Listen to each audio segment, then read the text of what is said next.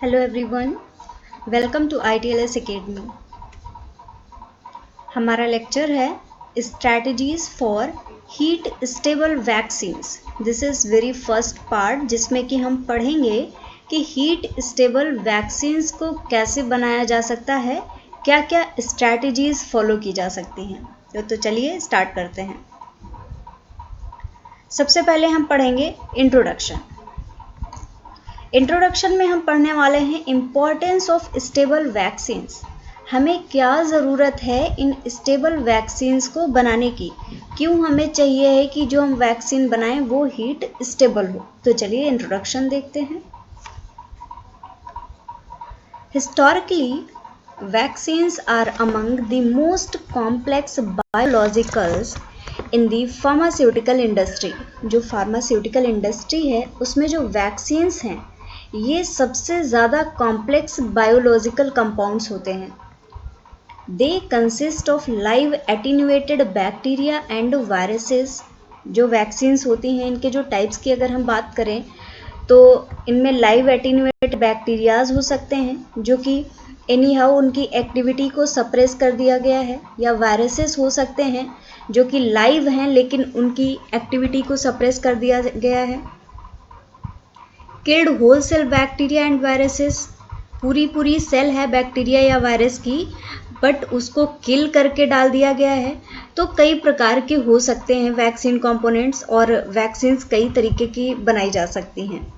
इसके अलावा सब यूनिट वैक्सीन्स भी हो सकती हैं जिनमें कि प्रोटीन या फिर कार्बोहाइड्रेट्स पाए जा सकते हैं. And more recently isolated DNA. ये सारे वैक्सीन्स के टाइप हम पढ़ चुके हैं प्रीवियस लेक्चर्स में, अगर आपको याद हो तो.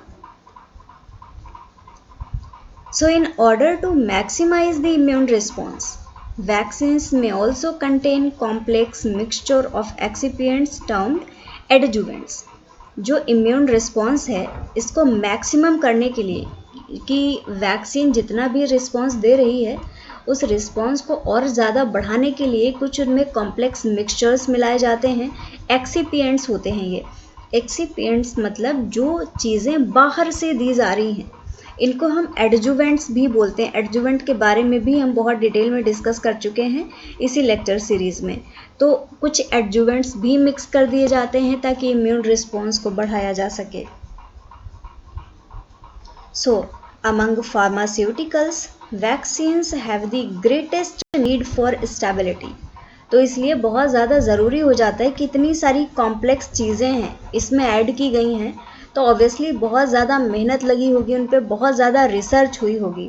और अगर वो चीज़ें स्टेबल नहीं हैं, थोड़ी ही अगर लापरवाही हो रही है या टेम्परेचर इम्बैलेंस हो जा रहा है तो वो डिग्रेड हो जा रही है, तो फिर सारी मेहनत, सारी रिसर्च, सारा जो कॉस्ट लगा है उसको बनाने में वो बेकार हो जाना है. तो उन सब चीज़ों को ध्यान में रखते हुए बहुत ज़रूरी होता है कि वैक्सीन्स स्टेबल हों. स्टेबिलिटी की नीड क्या है ये आपको अब समझ में आ रहा होगा. And yet are among the most difficult to stabilise. इनके लिए सबसे ज़्यादा ज़रूरत है स्टेबिलिटी की, लेकिन इन्हीं को स्टेबलाइज करना सबसे ज़्यादा डिफ़िकल्ट है. देखिएगा कितनी इस लाइन में कितनी इम्पोर्टेंट बात बताई गई है कि सबसे ज़्यादा नीड भी है इन्हें स्टेबिलिटी की और सबसे ज़्यादा डिफ़िकल्ट भी है इनको स्टेबलाइज करना. Leading to a significant challenge for the vaccine developers. अब इन्हीं के लिए स्टेबिलिटी की नीड है और इन्हीं को स्टेबलाइज करना सबसे ज़्यादा डिफ़िकल्ट है. तो ये बहुत बड़ा चैलेंज हो जाता है वैक्सीन मैन्युफैक्चरर्स के लिए, वैक्सीन डेवलपर्स के लिए.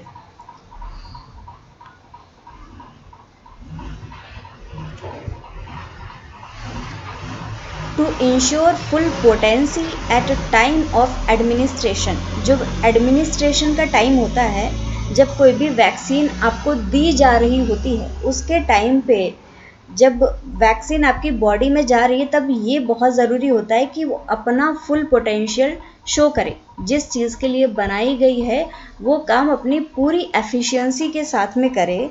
तो इसके लिए ज़रूरी होता है A vaccine must be able to withstand a robust range of specified storage, handling and administration conditions.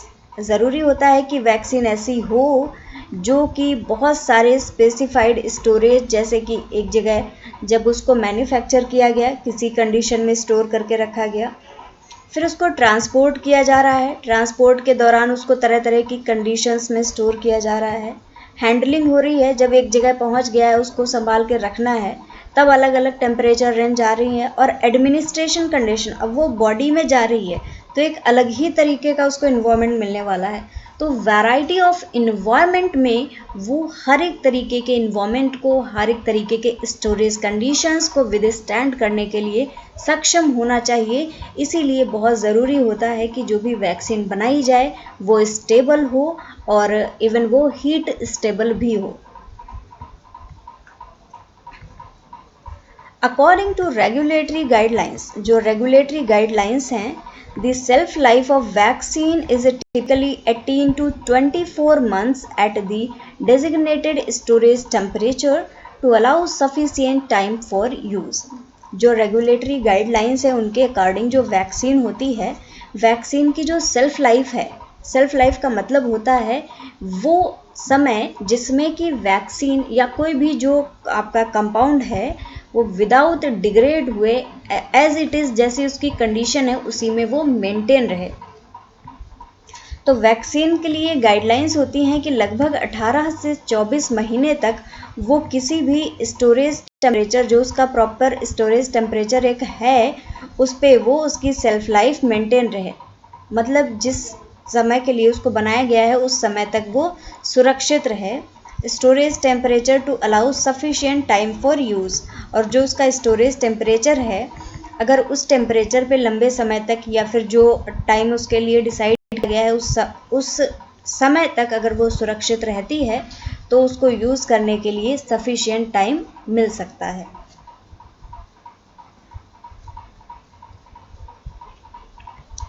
This can be a challenging Endeavour, अब ये बहुत एक चैलेंजिंग वर्क हो सकता है, specially with live attenuated vaccines, खासकर अगर देखा जाए जो लाइव एटीन्यूएटेड वैक्सीन्स होती हैं जिनमें कि लाइव ऑर्गेनिजम्स पड़े होते हैं बट उनकी एक्टिविटी को एटीन्यूएट या रिमूव कर दिया जाता है, that requires the preservation of replication competent organism. और इसमें क्या होता है, रेप्लिकेशन कॉम्पिटेंट ऑर्गेनिज्म से भी प्रिजर्वेशन की ज़रूरत होती है कि ऐसा ना हो कि आपने वैक्सीन में जो ऑर्गेनिज्म डाला है उसकी एक्टिविटी तो आपने सप्रेस कर दी है, लेकिन अगर ऐसा ऑर्गेनिज्म इसको मिल गया कि वहाँ पे ये रेप्लिकेट करने लगा तो फिर इसकी जो एक्चुअल एक्टिविटी है ये वो वर्क भी परफॉर्म करने लगेगा और अल्टीमेटली ये डिसीज़ को कॉज करा देगा।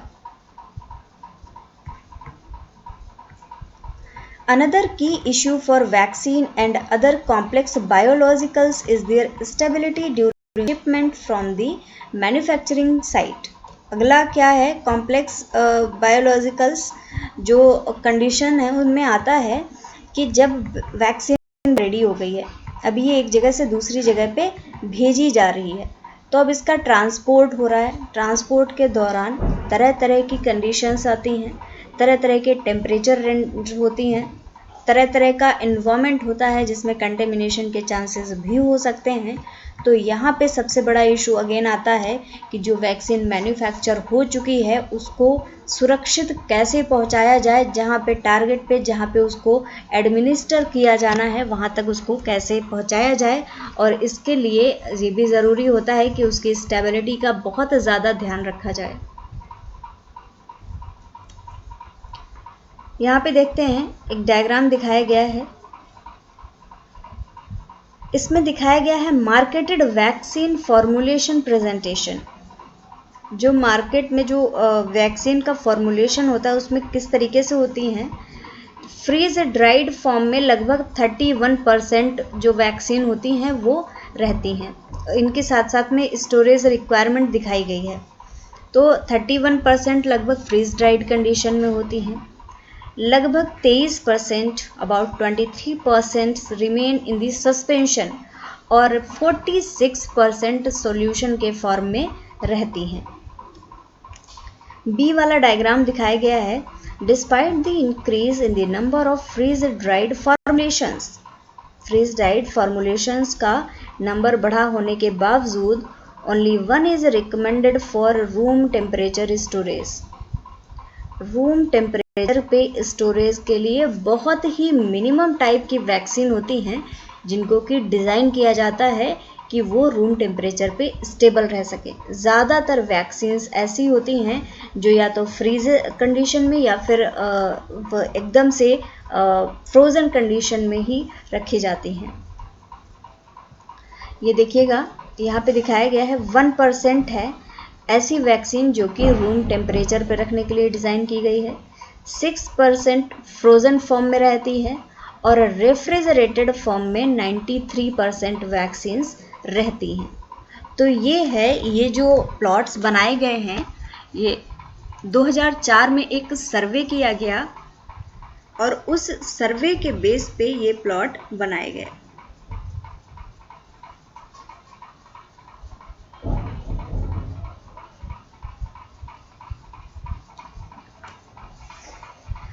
अब आता है स्टेबिलिटी ऑफ करंट वैक्सीन्स।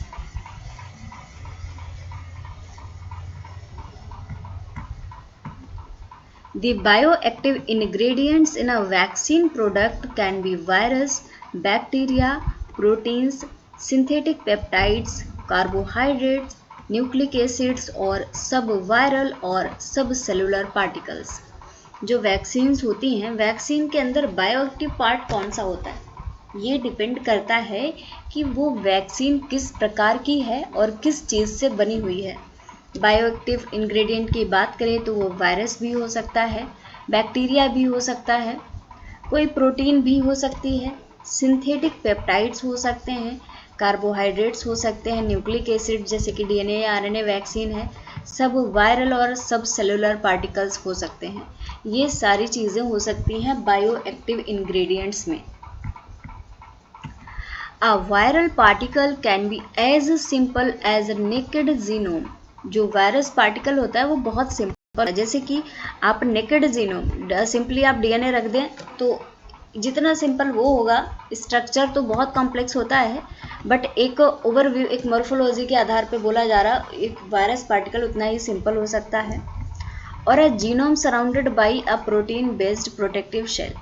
अगर बात करें वायरस की तो उसका स्ट्रक्चर ही यही होता है कि एक प्रोटीन कोड और अंदर जीनोम या फिर जेनेटिक मटेरियल।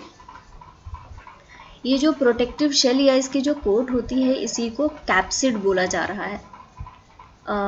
ये है कैप्सिड, ये आउटर प्रोटेक्टिव कवरिंग होती है बैक्टीरिया की to form a nucleocapsid. और जब दोनों चीज़ें मिलती हैं, ये बाहर का कैप्सिड जो कि प्रोटीन कोड है और अंदर का जीनोम जो कि डीएनए आरएनए या फिर जो भी है न्यूक्लिक एसिड है एनी हाउ। तो कैप्सिड और ये जो न्यूक्लिक एसिड है ये दोनों मिलके बनाते हैं न्यूक्लियो कैप्सिड। तो सिंपली हम वायरस पार्टिकल को या वायरल पार्टिकल को न्यूक्लियो कैप्सिड बोल सकते हैं। चलिए आगे देखते हैं। द न्यूक्लियो कैप्सिड में कॉन्स्टिट्यूट द वैरियन। अब जो न्यूक्लियो कैप्सिड है ये वैरियंस को बना सकता है। वैरियंस क्या होते हैं? कंप्लीट वायरल पार्टिकल और may be surrounded by an envelope. ऐसा भी हो सकता है कि इनके चारों तरफ एक लिपिड की बाइलेयर हो, एक लिपिड की कवरिंग हो with enzymes and structural proteins that may और नॉट बी ग्लाइकोसाइलेटेड। ऐसा भी हो सकता है कि सिंपली ये कैप्सिड है और अंदर जीनोम है, सिंपल वायरस पार्टिकल बन गया। या फिर ऐसा भी हो सकता है इसके चारों तरफ लिपिड की बाइलेयर है, लिपिड की कवरिंग है। ये कवरिंग कोई भी एंजाइम्स के साथ में हो सकती है, किन्हीं भी स्ट्रक्चरल प्रोटीन्स के साथ में हो सकती है, हो सकता है ग्लाइकोसाइलेटेड हो, शुगर मोइटीज़ इनमें प्रेजेंट हो और हो सकता है कि ना भी प्रेजेंट हो। मेजर शुगर मोइटीज़ हम पढ़ते हैं बैक्टीरिया के केस में नैग नैम जैसे कि होता है, तो इस तरीके से कुछ भी हो सकता है। तो ये एक स्ट्रक्चर होता है जो वायरस पार्टिकल्स हैं। ये सारी चीज़ें हम क्यों पढ़ रहे हैं? क्योंकि इन्हीं से बेस्ड हम वैक्सीन्स को पढ़ते हैं, तो उनकी स्टेबिलिटी को डिसाइड करने के लिए वायरस या बैक्टीरिया का स्ट्रक्चर आपको बहुत ज़रूरी होता है। क्योंकि अगर आप वायरल या बैक्टीरियल वैक्सीन्स को देख रहे हैं तो उनकी स्टेबिलिटी को आप इनके स्ट्रक्चर के बिना डिफाइन नहीं कर सकते।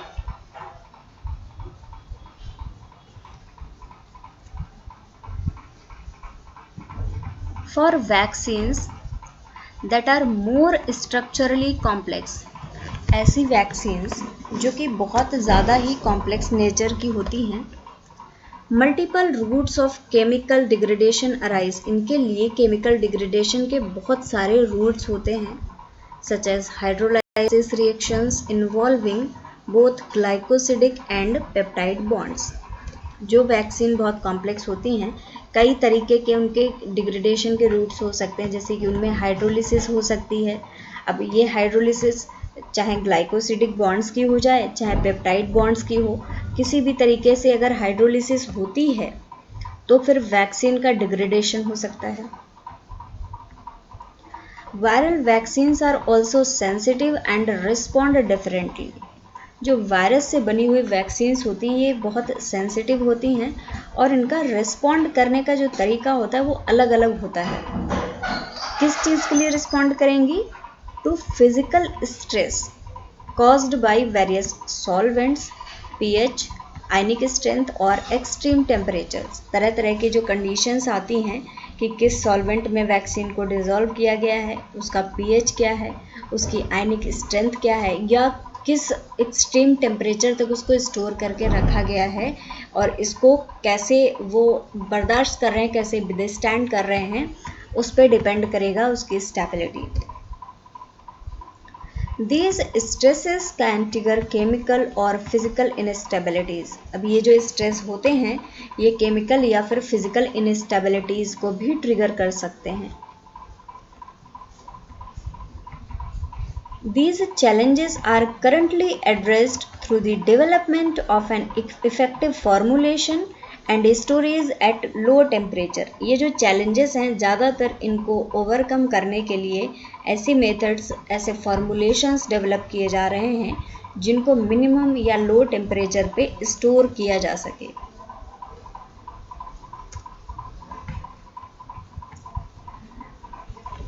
Further, vaccine stability depends on several factors. Vaccine की स्टेबिलिटी बहुत सारे फैक्टर्स पे डिपेंड करती है, including the type of formulation, formulation का टाइप क्या है, लिक्विड है या फिर सॉलिड है, द इंट्रैक्शन बिटवीन स्ट्रेन्स, जो स्ट्रेन्स हैं इनके उनके बीच में कैसा आप कह सकते हैं कि कनेक्शन है या इंट्रैक्शन है।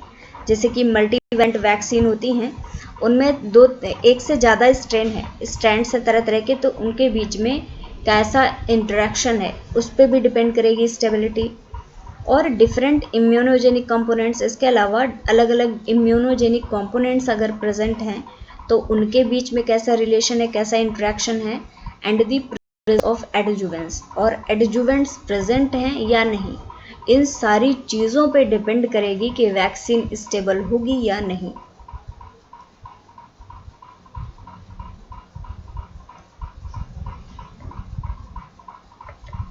Furthermore, vaccine stability is strongly dependent on the biochemical property of the labile molecules।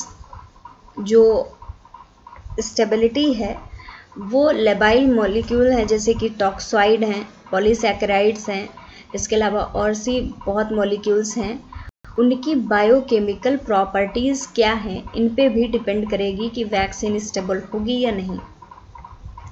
जैसे कि toxoid and polysaccharide based vaccines are typically the most stable. जो पॉलीसैकेराइड और टॉक्साइड बेस्ड वैक्सीन्स होती हैं ये मोस्ट स्टेबल वैक्सीन्स मानी जाती हैं। Whereas live attenuated viruses and bacteria tend to be least stable. जो लाइव एटीन्यूएटेड वायरसेस और बैक्टीरिया होते हैं ये लीस्ट स्टेबल मानी जाती हैं। इनका रीज़न भी हो सकता है क्योंकि अगर इनको ऐसा फैक्टर मिल गया, ऐसा होस्ट मिल गया जिनमें इनको रेप्लिकेशन करने की अगर छूट मिल जाती है, ये इजीली रेप्लिकेट कर पाते हैं, ऐसा इन्वायरमेंट मिल जाएगा, तो फिर ये डिसीज़ भी कॉज कर सकते हैं।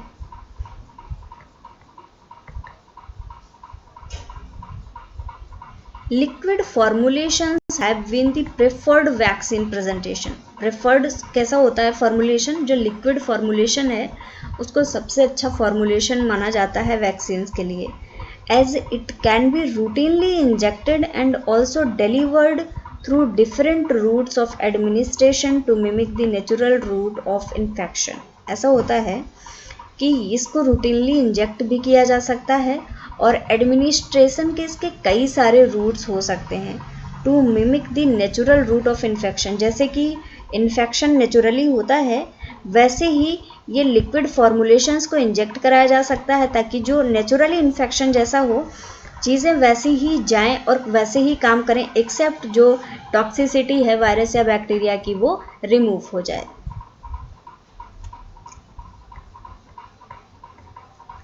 फ्रॉम द मैन्युफैक्चरिंग प्रोस्पेक्टिव, अगर मैन्युफैक्चरिंग पर्सपेक्टिव से देखें, a liquid formulation may be the easiest to implement. जो लिक्विड फॉर्मुलेशन होता है ये इम्प्लीमेंट करने में सबसे ज़्यादा इजी होता है and is the most cost effective to produce, और इसको प्रोड्यूस करने में मिनिमम कॉस्ट लगती है।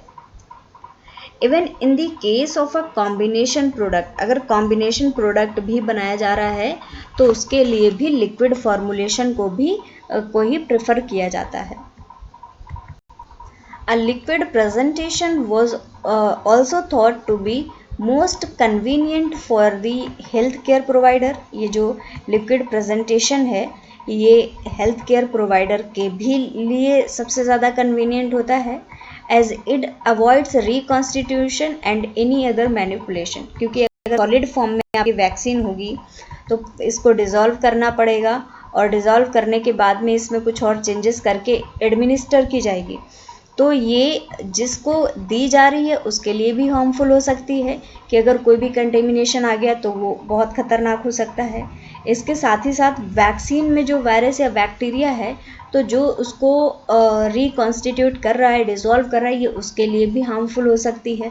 तो लिक्विड जो फॉर्मुलेशन होते हैं वो इसीलिए प्रेफर किए जाते हैं कि उनमें कोई भी मॉडिफिकेशन, कोई भी मैनिपुलेशंस करने नहीं पड़ते हैं और इजीली उसको एडमिनिस्टर किया जा सकता है।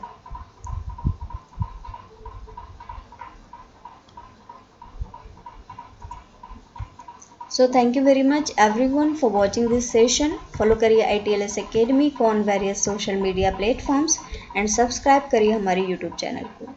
Thank you for watching. Like this video, share and subscribe to our YouTube channel. For any kind of help or query or any you can call on our helpline number 7080833450, and you can also visit on our website www.itlsacademy.com.